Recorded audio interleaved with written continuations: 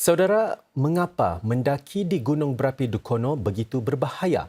Namun demikian, mengapa masih banyak masyarakat masih tinggal berhampiran? Gunung Dukono dikenali sebagai salah satu gunung berapi paling aktif di Indonesia. Akses ke gunung itu disekat sejak sebulan lalu menyusuli peningkatan aktiviti gunung berapi itu. Namun sebenarnya Gunung Dukono sudah meletus secara berterusan sejak 1933.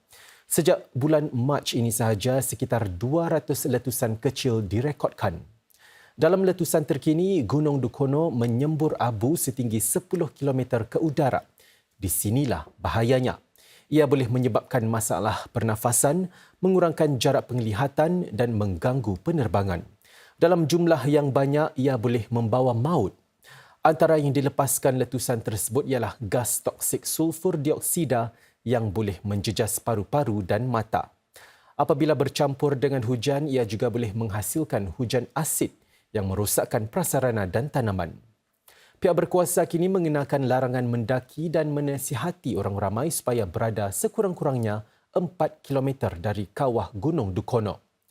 Walaupun berbahaya, masih ramai orang terus bertinggal berhampiran Gunung Dukono. Salah satu sebab utama ialah pertanian. Abu gunung berapi menjadikan tanah kaya dengan zat yang boleh meningkatkan hasil tanaman.